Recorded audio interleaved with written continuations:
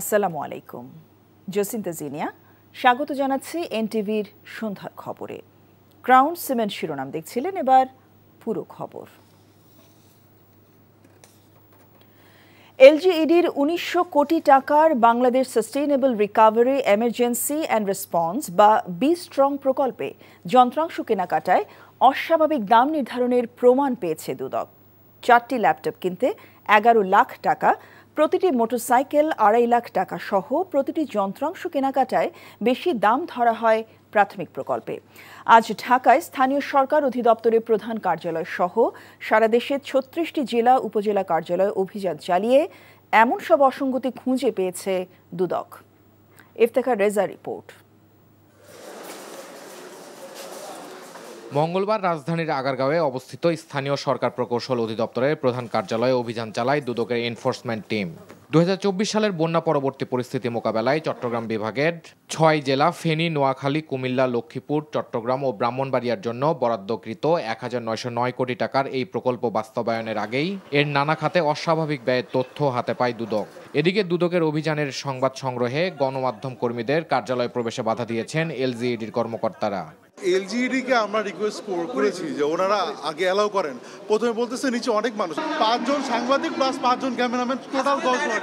তখন 10 জনকে আসার কথা বলার পরে আমাকে ফোন করে বলা হলো যে আসবেন, আমরা সবাই আসবেন, নইলে কেউ আসবেন না। অভিযান শেষে দুদকের সহকারী পরিচালক পাপন কুমার সাহা জানান, প্রকল্পটির বিভিন্ন খাতে অস্বাভাবিক ব্যয়ের প্রমাণ মিলেছে। তিনি জানান, এই প্রকল্পের জন্য নির্ধারিত স্ট্রিট সোলার লাইটের প্রতি ইউনিট মূল্য ধরা হয়েছে ৭২,০০০ টাকা।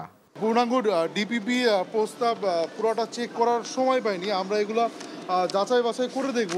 তবে আপাত দৃষ্টিতে আমাদের কাছে ল্যাপটপের দামটা একটু অস্বাভাবিক মনে হয়েছে। ল্যাপটপ কম্পিউটার 4টা ল্যাপটপের দাম ১১ লাখ টাকা ধরা হয়েছে। শিক্ষা উপকরণ এবং দক্ষতা বৃদ্ধি প্রশিক্ষণ ক্ষেত্রে বিভিন্ন ব্যয়ের কথা বলা হয়েছে এবং ব্যয়ের যে পরিমাণ দেখানো হয়েছে তা আমাদের স্বাভাবিকভাবে একটু বেশি মনে হয়েছে। আরও সততা জানার চেষ্টা করব যে এগুলার বাস্তব মূল্য কেমন হতে পারে এবং এটা আমাদের যে চূড়ান্ত ডিপিপি এটার সাথে সামঞ্জস্যপূর্ণ কিনা। এইটা আমার পক্ষে বলা সম্ভব না, কারণ এটা প্রতিষ্ঠান প্রধান হিসাবে আমাদের প্রধান প্রকৌশলী বলতে পারবেন। যেখানে অনিয়ম পাওয়া গেছে সাথে সাথে ব্যবস্থা নিচ্ছেন। এখানে ওনার কমিশনাররা আছেন, ওনারাও জানেন যে যেখানে যদি কোনো হয় সাথে সাথে সাসপেন্ড হচ্ছে। এদিকে চট্টগ্রাম সহ দেশের আরও ৩৫টি স্থানে অভিযান চালায় দুদকের বিভিন্ন টিম। এ সময় দুদকের দলটির কাছে ধরা পড়ে প্রকল্পের কাজ যথাযথ সম্পন্ন না করে বিধি বহির্ভূতভাবে অগ্রিম বিল তুলে নেওয়া হচ্ছে। এছাড়া এলজিইডির তত্ত্বাবধানে বিভিন্ন রাস্তা ও ব্রিজ কালভার্ট নির্মাণে নিম্নমানের কাজ করায় অল্পদিনে ধসে পড়ার অভিযোগ আসছে। চলমান প্রকল্পের তথ্যগুলো নিলাম, ওখান থেকে আমরা র্যান্ডমলি বেশ কয়েকটা প্রকল্পের নথি দেখেছি। আপাতত অফিসের ফাইলওয়ার্কগুলো আমরা করেছি, কিছু তথ্য আমরা নিয়েছি, আর কিছু তথ্য ওনারা পাঠাবে। পরবর্তীতে আমরা সরজমিনে কিছু খোঁজখবর নেব যে আসলে ওনারা যতটুকু বিল পেমেন্ট করেছেন কাজ ততটুকু হয়েছে কিনা। মাঠ পর্যায়ে সরজমিনে তদন্ত করার পর প্রকল্পে দুর্নীতি হয়েছে কিনা তা উঠে আসবে উল্লেখ করে সংশ্লিষ্ট নথিপত্র সংগ্রহ করা হয়েছে বলেও জানান দুদক কর্মকর্তারা। Iftekhar Reza, NTV news, Dhaka. আগামী জাতীয় নির্বাচনে ভোটাররা যেন নির্বিঘ্নে তাদের ভোটাধিকার প্রয়োগ করতে পারে তা নিশ্চিত করতে পুলিশ বাহিনীকে নিরপেক্ষভাবে দায়িত্ব পালন করার আহ্বান জানিয়েছেন অন্তর্বর্তীকালীন সরকারের প্রধান উপদেষ্টা অধ্যাপক ডক্টর মোহাম্মদ ইউনূস। পুলিশ সপ্তাহের উদ্বোধন অনুষ্ঠানে তিনি এই আহ্বান জানান। পরাজিত শক্তি যেন কোনোভাবেই দেশকে অস্থিতিশীল করতে না পারে, সেজন্য পুলিশ বাহিনীকে সতর্ক থাকারও তাগিদ দেন doctor Yunus. Nazrana Chowdhury report. Police সপ্তাহ ২০২৫ উদ্বোধন করতে মঙ্গলবার রাজধানীর রাজারবাগ পুলিশ লাইনে আসেন প্রধান উপদেষ্টা অধ্যাপক মোহাম্মদ ইউনূস। স্বরাষ্ট্র উপদেষ্টা ও সচিব ছাড়াও পুলিশ বাহিনীর ঊর্ধ্বতন কর্মকর্তারা এ সময় তাকে স্বাগত জানান। জনবল, লজিস্টিক্স এবং বাজেট স্বল্পতা নিয়ে পুলিশ বাহিনী যেভাবে জনগণের সেবা দিয়ে যাচ্ছে সেজন্য সকল পুলিশ সদস্যকে ধন্যবাদ দেন প্রধান উপদেষ্টা। আহ্বান জানান, গত ১৬ বছরে পুলিশের সাথে জনগণের যে দূরত্ব তৈরি হয়েছে তা দূর করার জন্য।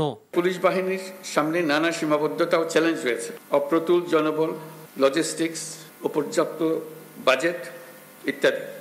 কিন্তু আমাদের সবচেয়ে বড় চ্যালেঞ্জ হলো বিগত ১৬ বছরে পুলিশ জনগণের মধ্যে যে দূরত্ব সৃষ্টি হয়েছে সেই দূরত্ব কমিয়ে আনা। একটি দেশ কতটা সভ্য তা সেই দেশের পুলিশ ও জনগণের সম্পর্কের উপর নির্ভর করে উল্লেখ করে ডক্টর ইউনূস বলেন, পুলিশ যেন পেশাদারিত্বের সাথে দায়িত্ব পালন করতে পারে সেজন্য সুষ্ঠু নির্বাচনের মাধ্যমে নির্বাচিত রাজনৈতিক সরকার প্রয়োজন। নির্বাচন যেন সুষ্ঠু ও শান্তিপূর্ণ উপায়ে অনুষ্ঠিত হয় সেজন্য পুলিশ সদস্যদের ভূমিকা খুবই গুরুত্বপূর্ণ। নির্বাচনে সকল প্রতিদ্বন্দ্বী প্রার্থীর প্রতি সমান আচরণ ও ভোটাররা যাতে নির্ভয়ে নির্বিঘ্নে নিজেদের ভোটাধিকার প্রয়োগ করতে পারে সেই পরিবেশ নিশ্চিত করা আপনাদের এবং আমাদের সর্বোচ্চ দায়িত্ব। বিগত স্বৈরাচারী সরকারের অন্যায় আদেশ পালনের মাসুল পুলিশ বাহিনীকে দিতে হয়েছে বলে মন্তব্য করেন প্রধান উপদেষ্টা। সেগুলো পেছনে ফেলে জনগণ, বিশেষ করে নারী ও শিশুর প্রতি সর্বোচ্চ সংবেদনশীল হওয়ার তাগিদও দেন তিনি। আপনাদের সজাগ দৃষ্টি রাখতে হবে, পরাজিত শক্তি যেন কোনোভাবেই দেশকে অস্থিতিশীল না করতে পারে। আমরা একটা যুদ্ধ অবস্থায় আছি। অশুভ চক্র আমাদের স্বপ্নকে, আমাদের ঐক্যকে ভেঙে দিতে সব শক্তি নিয়ে চেষ্টা করছে এবং চেষ্টা আরো কঠোরতর করবে। বৈষম্যহীন, উন্নত, সমৃদ্ধ নতুন বাংলাদেশ গড়ার যে সুযোগ এসেছে তা হেলায় না হারানোরও আহ্বান জানান প্রধান উপদেষ্টা। আমরা দ্বিতীয় Nazrana Chowdhury, NTV news, Dhaka. Fascist Sheikh Hasina আর কখনো বাংলাদেশে রাজনীতি করতে পারবে না বলে মন্তব্য করেছেন বিএনপি মহাসচিব মির্জা ফখরুল ইসলাম আলমগীর। তিনি বলেন, সাধারণ জনগণের উপর অনেক অত্যাচার চালিয়েছে শেখ হাসিনা। এই অত্যাচারীকে মানুষ কখনো গ্রহণ করবে না। বিকেলে ঠাকুরগাঁও সদরের চিলারং ইউনিয়নে মোলানি উচ্চ বিদ্যালয় মাঠে গণসংযোগকালে তিনি কথা বলেন। ধানের শীষে ভোট চেয়ে বিএনপির মহাসচিব বলেন, প্রতিহিংসা নয়, সুন্দর বাংলাদেশ গড়ার প্রত্যয় বিএনপির। দলে ভাবমূর্তি যাতে নষ্ট না হয় সে ব্যাপারে দলীয় নেতাকর্মীদের সতর্ক থাকার আহ্বান জানান মির্জা ফখরুল। এ সময় জেলা ও উপজেলা বিএনপি নেতাকর্মী সহ অন্যরা উপস্থিত ছিলেন। ফ্যাসিবাদ হাসিনাকে আবার ফিরে আসবে, আমাদেরকে কিছু করতে হবে না, ওর ব্যবস্থা মানুষ নিয়ে দিবে, ঠিক কিনা? সাধারণ মানুষ তার ব্যবস্থা নিবে, তাই না? যে অত্যাচার নির্যাতন চালিয়েছে এটা তারাই নিবে, তাকে আর কোনোদিন দেশে আসে রাজনীতি করতে হবে না। আর করতে চায় মানুষ তাকে এখন গ্রহণ করবে না। আবার আমরা যদি সরকার গঠন করতে পারি, ধানের শীষকে দিয়ে আনতে পারি, তাহলে আবার আমরা আপনাদের যেন কল্যাণ হয়, ভালো হয়, সেই কাজগুলি আমরা করব। রাখাইন রাজ্যে যোগাযোগের জন্য মানবিক করিডর দেওয়ার বিষয়ে জাতিসংঘ কিংবা অন্য কোনো সংস্থার সঙ্গে অন্তর্বর্তী সরকারের কোনো আলোচনা হয়নি বলে জানিয়েছেন প্রধান উপদেষ্টা প্রেস সচিব শফিকুল আলম। একটি সংবাদ মাধ্যমকে তিনি এই কথা জানান। মানবিক করিডোরের সাথে একটি বড় শক্তির সংশ্লিষ্টতা নিয়ে যা বলা হচ্ছে তা সম্পূর্ণ ভিত্তিহীন এবং কল্পিত অপপ্রচার বলে মন্তব্য করেন তিনি। রাখাইন রাজ্যে মানবিক সংকট অব্যাহত থাকলে তা বাংলাদেশে নতুন করে বাস্তুচ্যুত মানুষের ঢল নামার কারণ হতে পারে বলেও উদ্বেগ প্রকাশ করেন প্রেস সচিব। জানান, বর্তমান পরিস্থিতিতে রাখাইনে সহায়তা পৌঁছানোর একমাত্র কার্যকর রুট হচ্ছে বাংলাদেশ। এ পথে ত্রাণ পৌঁছতে যৌক্তিক সহায়তা দিতে নীতিগতভাবে সম্মত বাংলাদেশ। তবে রাখাইনে মানবিক সহায়তা পাঠানোর বিষয়ে এখনও কোনো সিদ্ধান্ত হয়নি। ধর্ম, বর্ণ নির্বিশেষে একটি ন্যায়পরায়ণ দেশ গড়াই লক্ষ্য উল্লেখ করে জামায়াত ইসলামের আমির ডক্টর শফিকুর রহমান বলেন, দেশে যোগ্যতা অনুযায়ী মানুষ তার মর্যাদা পাবে, কে কোন দলের সেটি দেখা হবে না। দুপুরে মৌলভীবাজারের কুলাউড়া উপজেলার ভুকশিমৈল বাজার এলাকায় জামায়াত ইসলামের দাওয়াতি গণসংযোগ ও সহযোগী সদস্য সংগ্রহ অনুষ্ঠানে তিনি কথা বলেন।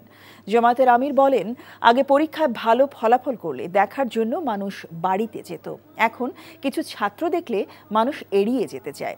তিনি বলেন, সমাজে কিছু মাফিয়া আছে যারা তাদের স্বার্থে এই ছাত্রদের ব্যবহার করার জন্য অস্ত্র ও মাদক দিয়ে এদেরকে নষ্ট করছে।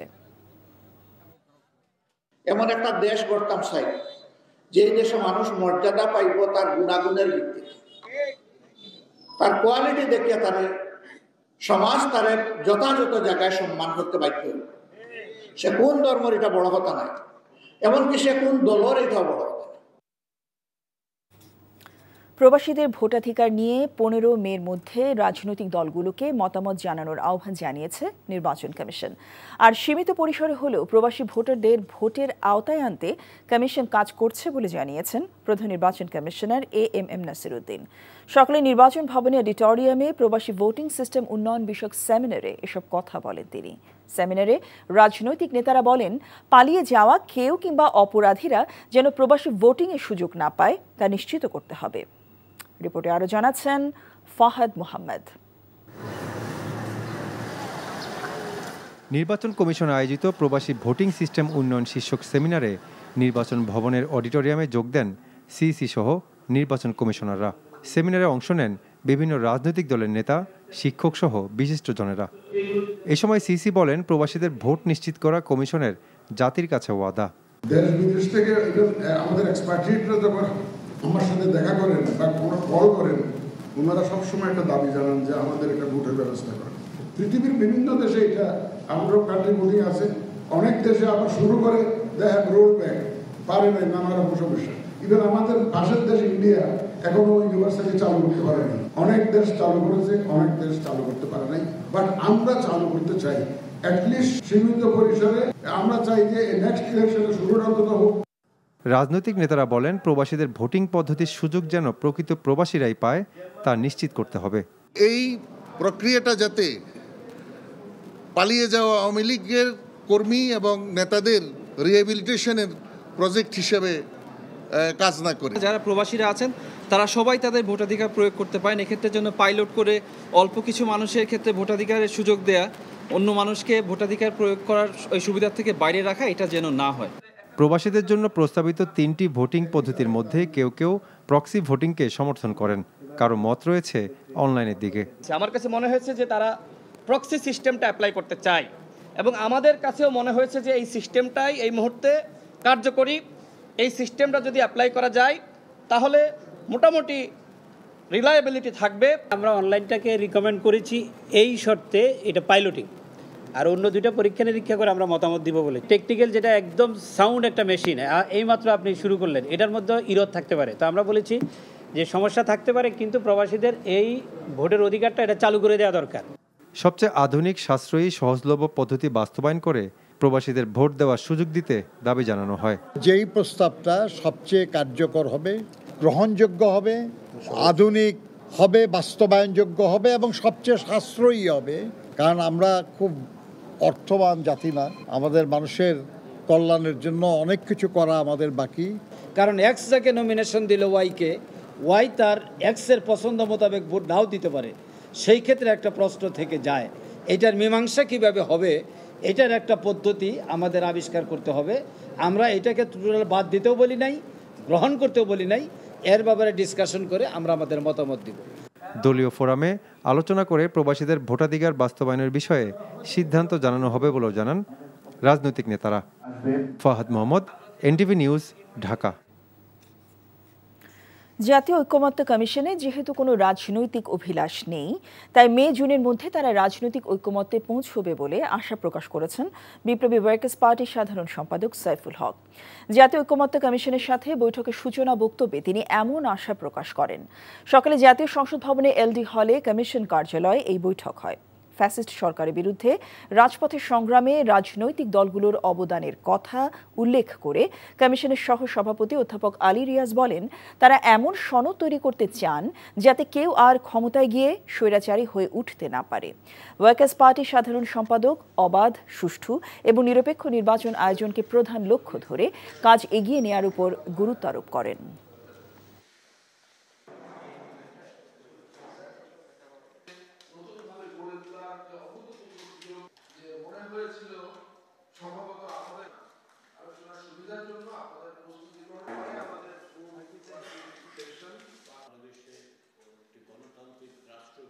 আমাদের উদ্দেশ্য এক, আমরা চাই, বাংলাদেশের মানুষ চান, যারা প্রাণ দিয়েছেন তাদের কাছে আমাদের অঙ্গীকার, তাদের কাছে আমাদের দায় হচ্ছে আমরা যেন এই সুযোগকে হাতছাড়া না করি, যেন আমরা প্রকৃতপক্ষেই রাষ্ট্র বিনির্মাণের প্রক্রিয়াটা শুরু করতে পারি। আগামী মে মাসের মধ্যে না হলেও আর্লি জুন আমরা দলগুলোর মধ্যে আলাপ আলোচনা করে বোঝাপড়া তৈরি করে আমরা ন্যূনতম জাতীয় ঐক্যের প্রশ্নে আমরা একমত হতে পারব এবং এটাই হবে এবারকার ছাত্র শ্রমিকদের অভ্যুত্থানের সবচেয়ে বড় একটা রাজনৈতিক অর্জন। বিএনপির আবেদনের প্রেক্ষিতে দলের চেয়ারপারসন ও সাবেক প্রধানমন্ত্রী এবং বেগম খালেদা জিয়ার দেশে ফেরার প্রস্তুতি নিয়ে কাজ চলছে বলে জানিয়েছেন পররাষ্ট্র উপদেষ্টা মোহাম্মদ তৌহিদ হোসেন। আজ পররাষ্ট্র মন্ত্রণালয়ে সাংবাদিকদের প্রশ্নের জবাবে তিনি এ কথা বলেন। কাতারের আমিরের পাঠানো বিশেষ এয়ার অ্যাম্বুলেন্সে এ বছরের 7 জানুয়ারি লন্ডনে পৌঁছান বেগম খালেদা জিয়া। লন্ডন ক্লিনিকে চিকিৎসা দেওয়ার পর অনেকটা সুস্থ হওয়ার পর পুত্র তারেক রহমানের বাসায় থেকে চিকিৎসা নেন তিনি। এখন তিনি সুস্থ আছেন বলে জানিয়েছেন তাঁর চিকিৎসকরা। বিএনপি নেতারা জানান তিনি শিগগিরই দেশে ফিরবেন। খালেদা জিয়ার দেশে ফেরার প্রক্রিয়া এগিয়ে নিতে পররাষ্ট্র মন্ত্রণালয়কে অনুরোধ জানানো হয়েছে বলে জানান বিএনপি মিডিয়া সেলের সদস্য সাইরুল কবির খান। আর খালেদা জিয়ার দেশে ফেরার প্রস্তুতি নিয়ে কাজ চলছে বলে জানিয়েছেন পররাষ্ট্র উপদেষ্টা তৌহিদ হোসেন।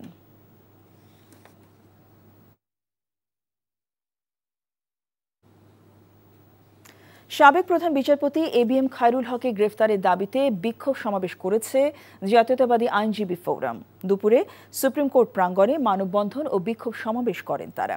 বক্তারা বলেন, জুলাই আন্দোলনে শেখ হাসিনার মতো গণহত্যায় সমান অপরাধী সাবেক বিচারপতি খায়রুল হক। তিনি বিচার ব্যবস্থাকে প্রশ্নবিদ্ধ করেছেন। তার বিরুদ্ধে মামলা থাকার পরেও তাকে কেন আইনের আওতায় আনা হচ্ছে না সে প্রশ্নও তোলেন তারা।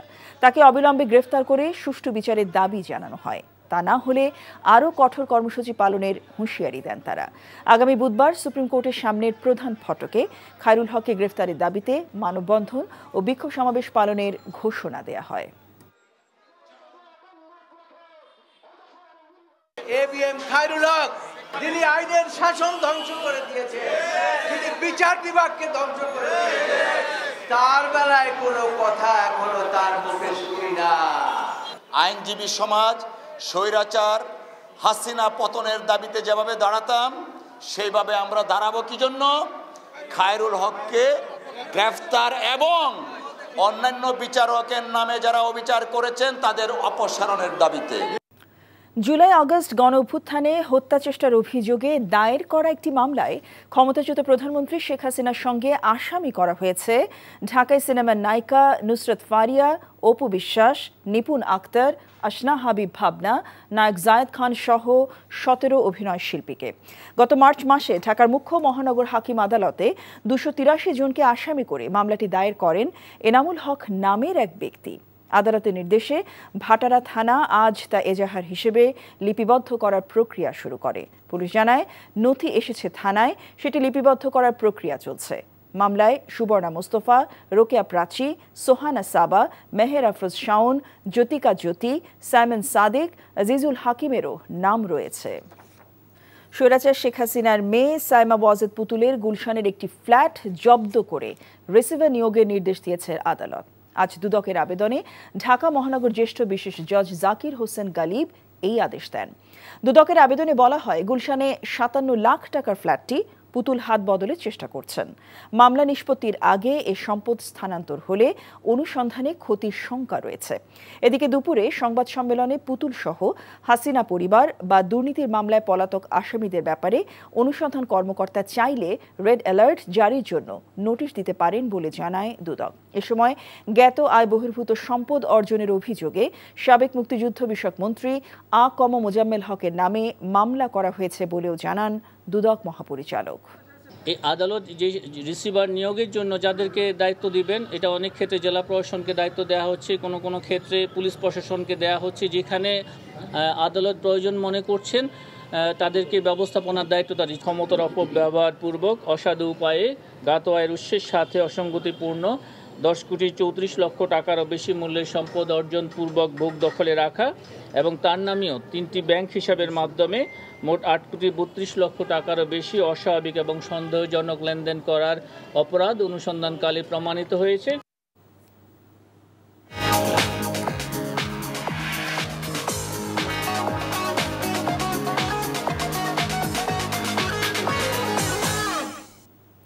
মার্কেন্টাইল ব্যাংক অর্থনীতির খবর। যারা কর ফাঁকি দিচ্ছেন এবং যারা কর দেন না তারা এখন এনবিআর এর টার্গেট বলে জানিয়েছেন জাতীয় রাজস্ব বোর্ডের চেয়ারম্যান আব্দুর রহমান খান। বিকেলে রাজধানী পল্টনে ইআরএফ অডিটোরিয়ামের সেমিনারে তিনি এসব কথা বলেন।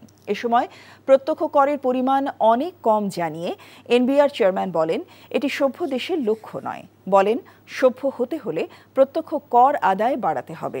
অর্থনীতির খারাপ সময়ের মধ্যেও রাজস্ব আদায় বাড়ছে বলে জানান তিনি। বলেন, অর্থনীতির এত খারাপের মধ্যে রাজস্ব গ্রোথ ভালো আছে, এপ্রিলে আরও ভালোর দিকে যাবে। আগামী বছর থেকে কর্পোরেট কর অনলাইনে আদায় করা হবে বলে জানান তিনি। এছাড়া কর আদায়ে আইনের যথাযথ প্রয়োগ নিশ্চিত করা হবে বলে জানান এনবিআর চেয়ারম্যান।